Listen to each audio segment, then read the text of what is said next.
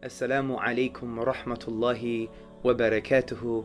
May the peace and blessings of Allah, of God, be upon you all. A very quick note for everybody. Allah says in the Quran, أَفَلَا يَتَدَبَّرُونَ الْقُرْآنِ. Do they not reflect upon the Quran, or are there locks on their hearts? If we reflect upon the verse that tells us to reflect upon the Quran, we may conclude that the more we contemplate, meditate, and discover and analyze and search for the gems in the Quranic verses, the more our hearts will become unlocked to receive the mercy, guidance, and divine love. Because brothers and sisters and friends, the Quran is an ocean, and we must do tadabbur, reflection and pondering upon this book as Allah tells us. And the more we ponder, we take an ayah, we take a verse, and we find out, what does it mean for me? What does Allah want me to do concerning this verse? How does it affect my spiritual and social DNA? How am I supposed to act and live and behave? How am I supposed to be? Meaning, what kind of state should I be in? So I want to encourage all the brothers and sisters and friends to really engage with the Quran from this perspective, because the Quran wants to be engaged with. Because the Quran was sent down for the whole of humanity, and human beings are thinking human beings. So Allah, the divine reality, the Lord of everything that exists, is telling us, engage with His word, with His eternal word. And I believe if we engage with it and we ponder upon it, we can really find solutions for all of life, but particularly our spiritual life and for our moral and ethical lives. And I just want to give you an example. I want you to go to chapter 12 of the Quran. It has become my favorite chapter. But this is the beauty of the Quran. Every time you understand a chapter, that becomes your favorite chapter.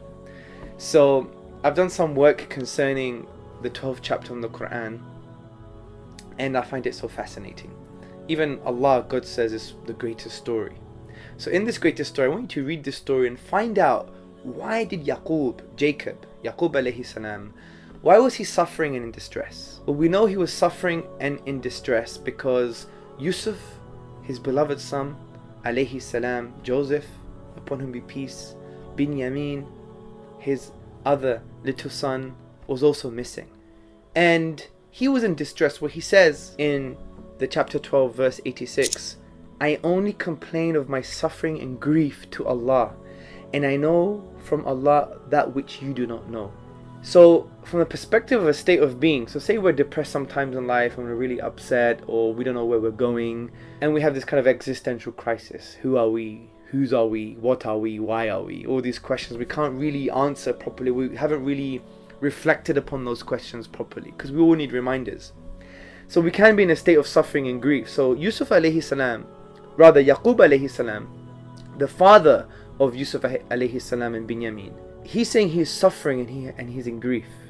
But look at his solution, or look what he does. And he says, I only complain of my suffering and grief to Allah. That's number one. When we go to the next verse, verse 87, he now advises his sons, because he had another 10 sons, to go and find out about Joseph and Binyamin, his brother.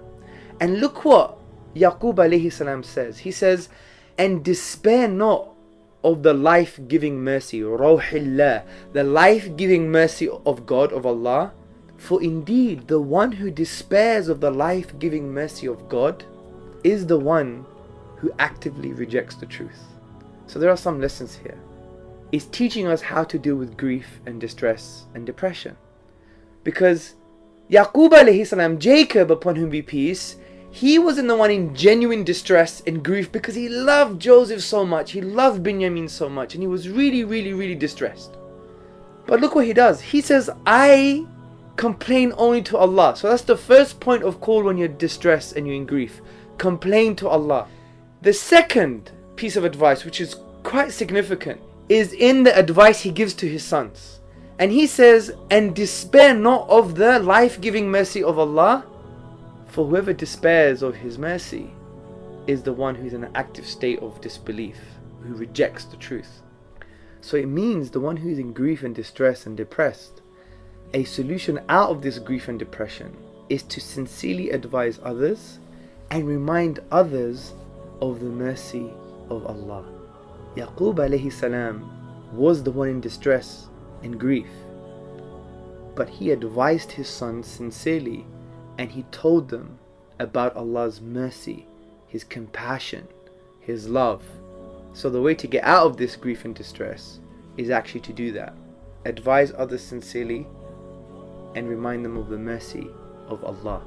And it's no wonder many of the counselors or psychotherapists, they were actually depressed and they got into the job just to help themselves, because advising others actually helps you. So keep on reflecting upon the Quran, brothers and sisters. And if you do feel a bit distressed, a bit